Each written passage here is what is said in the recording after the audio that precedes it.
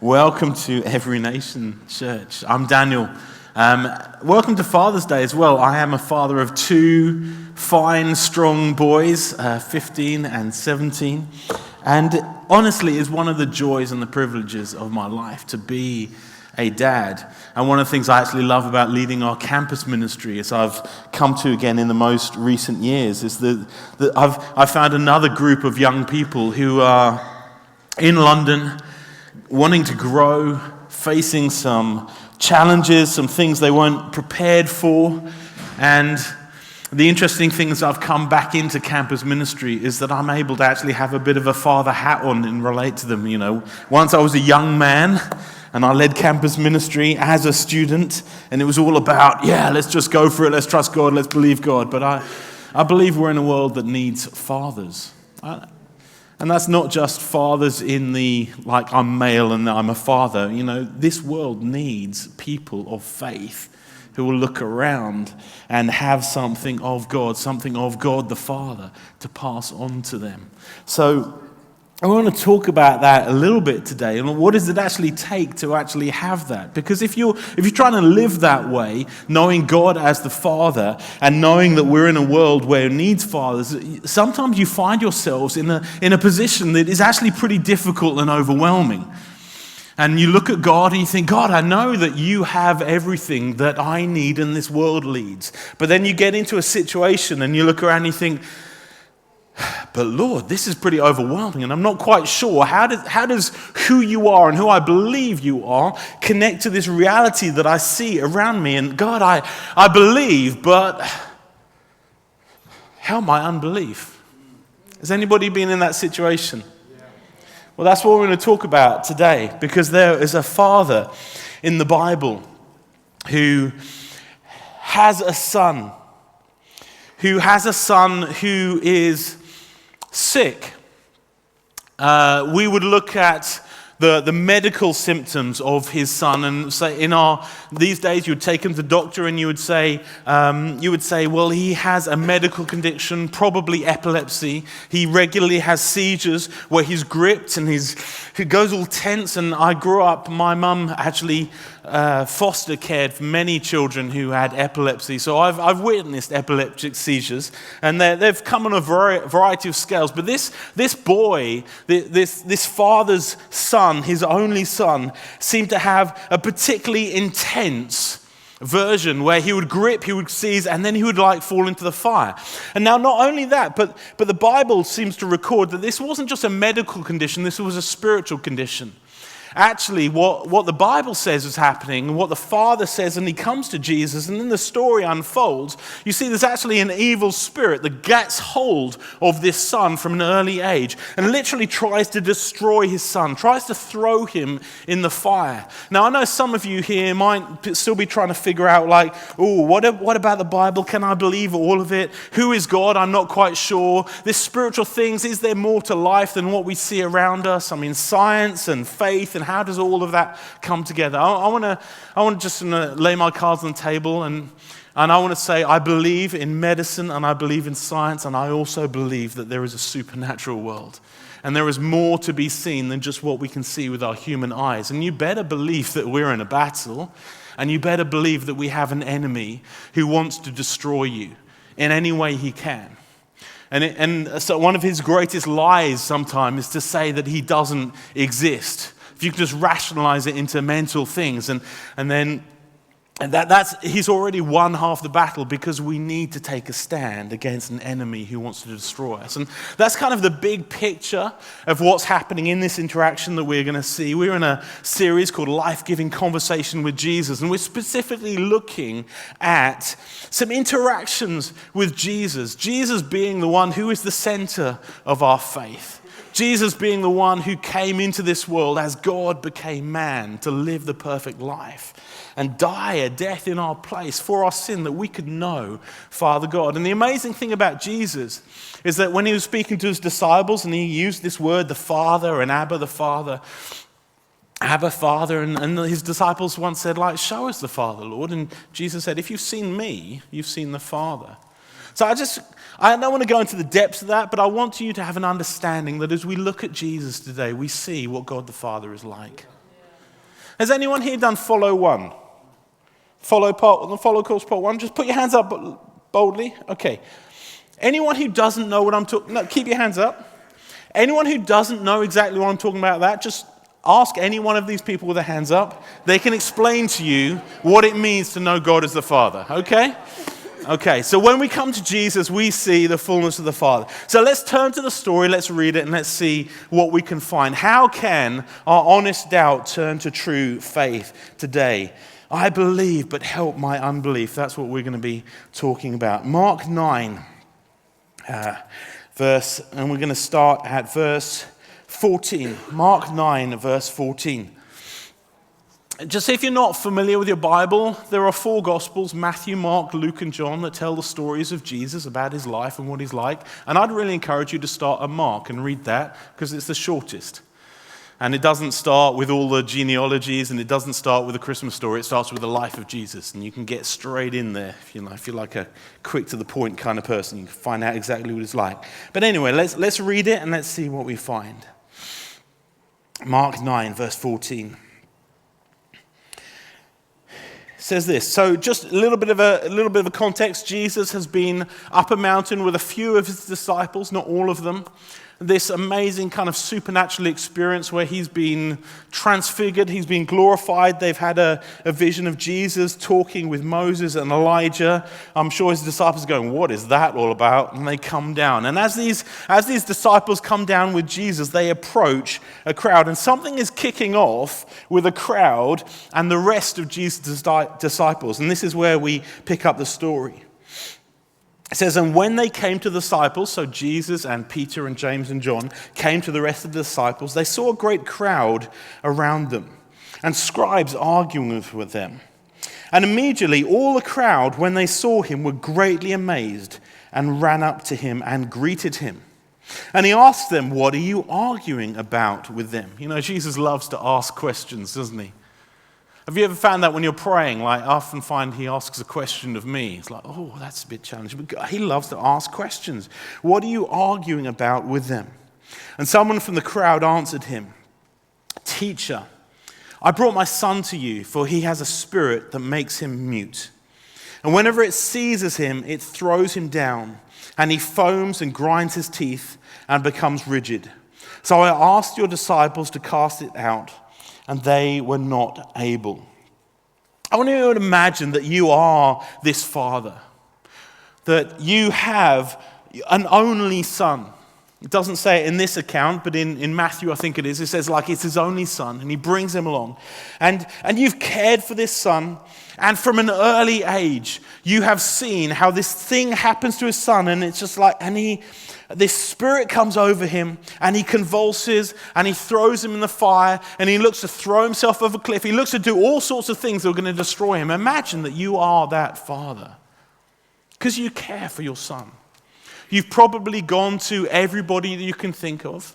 You've probably gone to whatever medical professionals they had in their day. You've probably gone to all the spiritual help, because this was a religious Jew coming along. The scribes there that he goes to, the scribes were the teachers of the law, the people tasked with the job of writing down and making copies of the scriptures so that it would be passed on, so that it would be so that it could be read in synagogues and temples. And he's probably gone to all of those. He's probably done all of the religious things that he can do. I would imagine, because he's a father who loves his son and who believes in God, he's gone through all the religious rituals. He's probably made abundant sacrifices, and still nothing has changed the state of his son. And he's heard that there is this man who actually claims to be the Messiah, the anointed one, the promised one. Probably not quite sure what he believes about that, but he's certainly heard the stories that people come to Jesus and they are healed. They are set free. They are delivered. Maybe he's also heard that Jesus walks around with this group of disciples that he called apostles, that also seem to do some of that stuff as well. If you read through the gospel accounts, you'll see before this, Jesus had called them to be apostles. He'd given them authority to go out, to preach, to proclaim the kingdom, to heal the sick, to cast out demons. The Father's gone to them and said, now listen, I've heard that all this is happening. And look, and I believe. But here's my son. Please, will you do something? And again, nothing has happened. It hasn't worked. I wonder what the disciples felt. The disciples there thinking, okay, I think we can do this, or certainly he's asking we need to do something. And yet they've prayed and they laid hands on, and nothing has happened. So they seem to have got in a bit of an argument. We don't know exactly what they're arguing about, but I suspect what's happening is the disciples are talking about, well, Jesus says this can happen. And the religious types are saying, no, that doesn't happen. Because that's generally what religious types do, right? Religious types generally take this amazing, all-powerful, supernatural, loving God and turn it into this, no, these are the things that you need to do, and don't expect too much. How many of us live that way sometimes? It's like, well, I do this, and I do this, and I do this, and it doesn't work, but actually, well then, this is all we can expect in life. See, religious types rationalize. Have you ever heard those explanations of like why God doesn't do today the things that we see in the Bible? Now, we have some challenges. I do believe we have massive needs in our world, don't we? We have massive needs in our lives. And we need God to show up in power the way he does as we read his word. We want to see miracles. We want to see powerful interventions.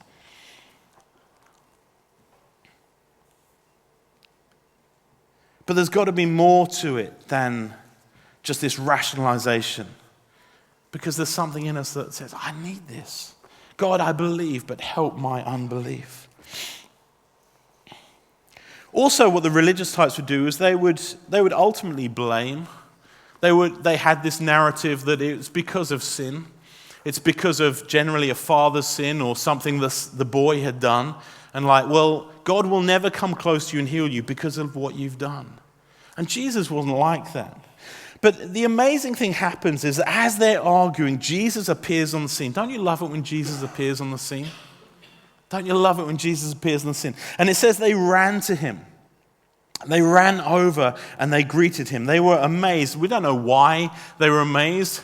Maybe it's just Jesus' perfect timing. Have you ever found that? Like you're just at the end of yourself and suddenly Jesus shows up.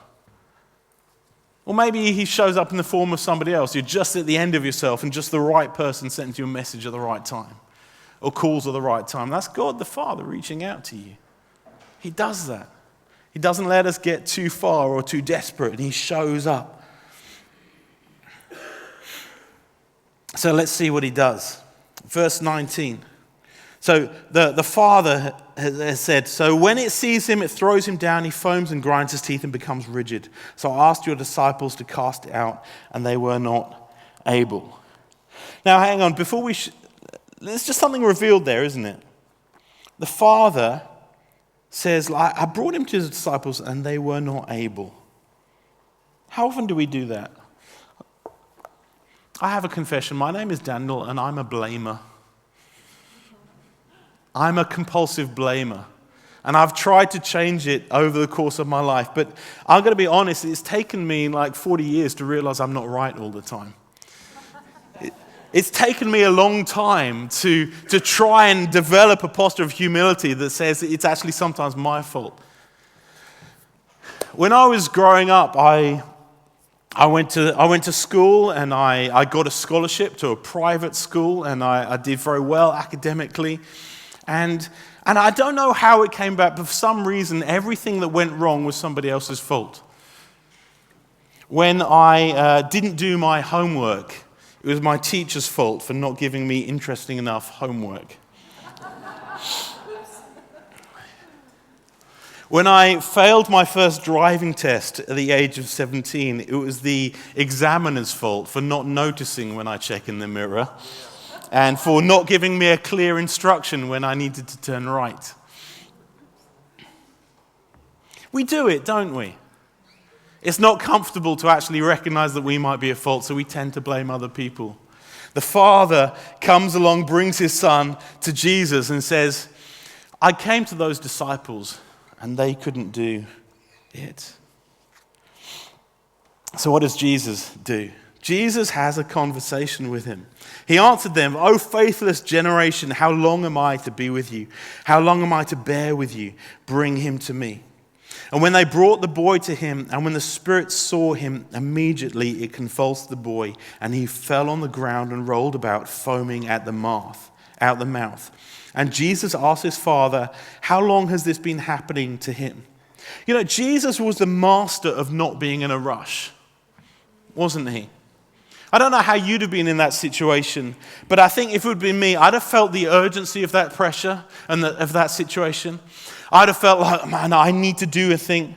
Probably, if I'm honest, I'd have felt the need to prove that I could do something in that situation. Jesus doesn't seem to have any of that. He is glorified in the story. The story ends with Jesus healing this boy, casting out the spirit. But in this moment, he takes the time to ask something about the situation. Because Jesus knows that there is a problem, and then there's the problem behind the problem. You know that? Because we come to God with our needs, and we tend to say, God, I need you to meet this need. But God knows we have a greater need that sometimes we don't even realize yet. When I first came on staff with this church, it was 2004. Wolfie and Ali came to Amanda and I and said, we'd like you to prayerfully consider coming and working for us for this area of ministry. So we took some time out to fast and pray, because that's what you're supposed to do. I mean, we knew what the right answer was. God had told us a long time before, or certainly what was on our heart, was we wanted to work for the church and do this kingdom ministry stuff. But we took some time to fast and pray. And all that week, I was fasting and I was going out and I was praying with God. And I kept asking God, what should I do? Give me the answer. And God kept saying, Dan, I love you. I'm going to provide for you. And I said, God, that's great. I know that. I've grown up knowing you. I became a Christian at an early age. I've read my Bible. I know that you provide for me, and I know that you love me. So what should I do? Give me the answer. Dan, I love you, and I'm going to provide for you. Okay, great. I know that. So anyway, long story short, we accepted the offer. We started working for the church. And I tell you what, God knew what I needed in that first year. There were so many situations that came up when I needed to know that God loved me for who I was. There were so many situations that came up that when I needed to know that God provided. There were a crazy number of just things that came up that year, which led to bills and unforeseen expenses and our bank account being depleted. And God, what is going on here? I thought we were stepping into your will. I thought you would bless us. And I heard that voice saying, Dan, I love you and I'm going to provide for you. You don't need to worry. See, God knows what we need. When we come to him, sometimes we can get all confused and all disappointed because we don't quite yet see the thing that we're asking for. But God takes the time to uncover our needs. And that's what he does with this father. He asks him the question, how long has this been happening? And he said, from childhood. And it has often cast him into fire and into water to destroy him. But if you can do anything, have compassion on us and help us. How often have we prayed that? And let's be honest in this room. Whether you're a Christian or not a Christian in this room, I know a number of non-Christians who pray when they get into those situations. Right? God, if you're real, will you do something? If you can, do something.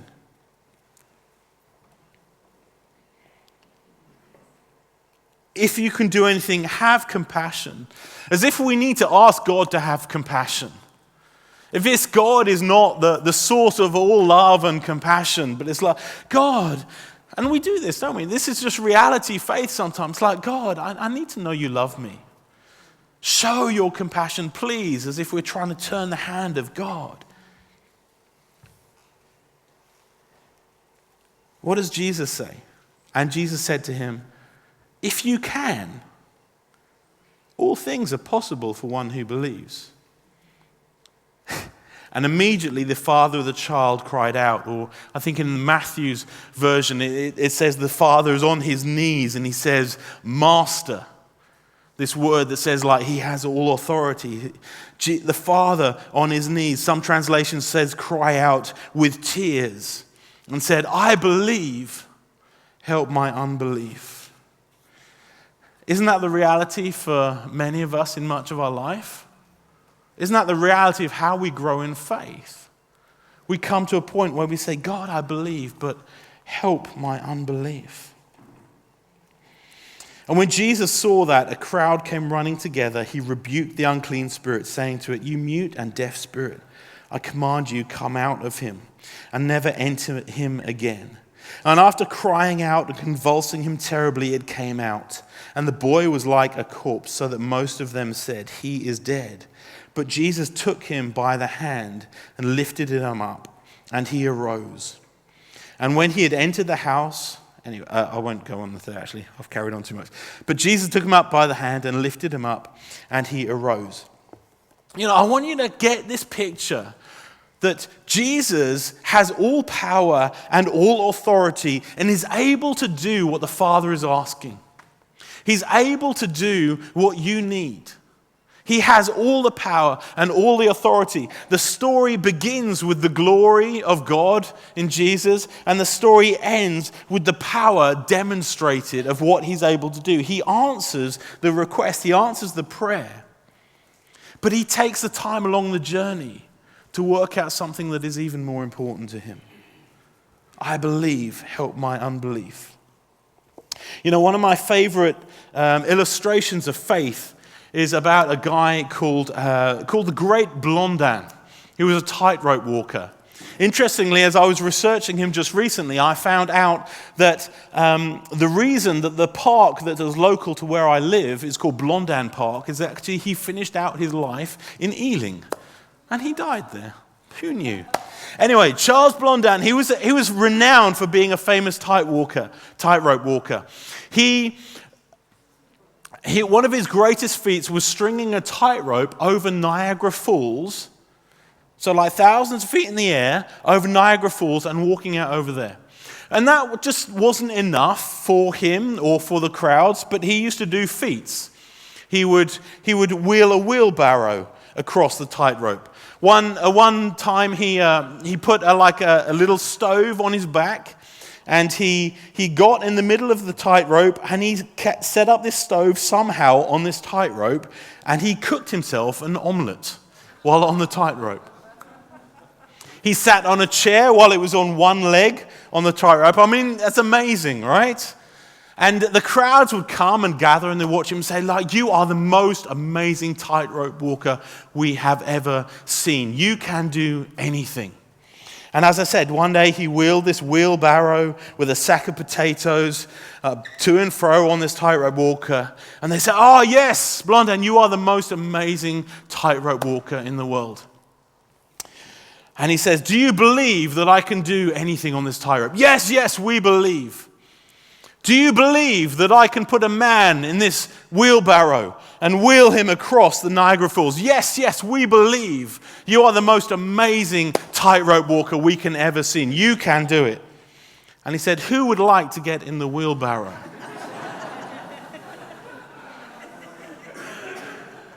And the crowd was silent. See, that's the reality of our faith, right? We believe God can do anything.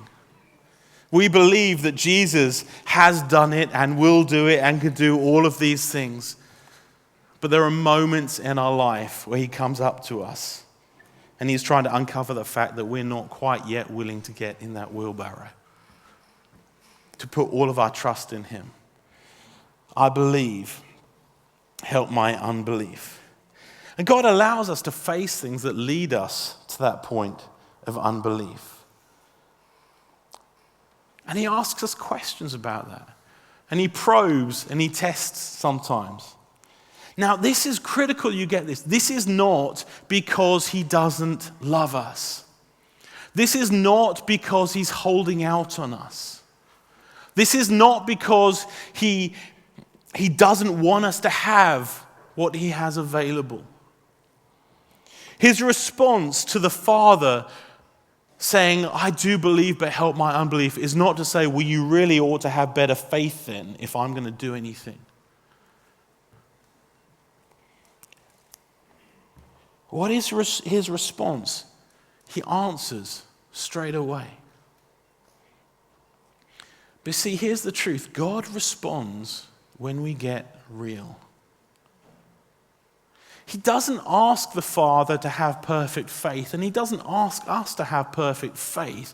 He asks us to come to a place of honesty and humility with him, where we get down on our knees and say, God, I do believe, but I need to be honest with you. There are areas in my life that are far from you. There are areas in my life where I struggle to believe and apply this word. There are areas in my life where I read my Bible and I read it and I examine it and I go and apply it and I write down the things I should be doing, but I find that hard. God responds when we get real. See, we have that challenge that when we hit the tough stuff in life, as this father does, we tend to think that it's God's fault. Or we tend to go to other people and ask them for help, and when they can't give us what we need, we say, well, it's their fault. And we need to come to that place saying, honestly, God, the problem is in me. There are some areas of my life which are far.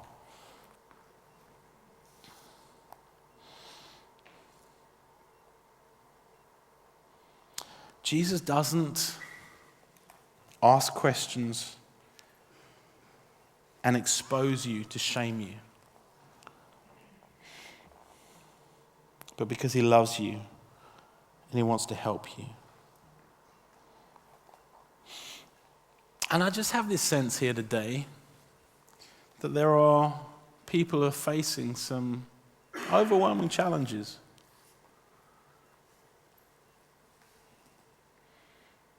And you need God to show up. You need God to show up in supernatural power and change something and do something. And if we're honest, we look around the world, we know this to be true all around. I mean, the next prime minister does not have the power to do what needs to be done in this country. Only God does. And we believe that. But if we're going to experience that, if we're going to experience the blessing of God, it's going to require us coming to that place where we get real and we surrender and we confess our unbelief to God, and in doing so receive the promise.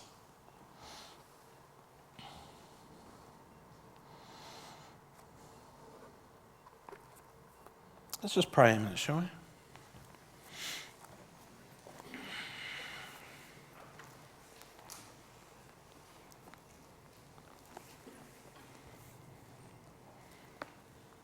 Just think a minute. What is the area of your life right now where God is inviting you to get real?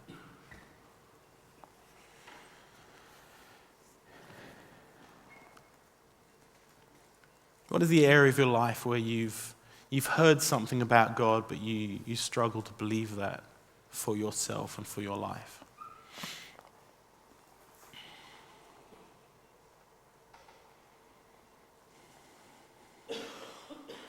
What does God want to say into that?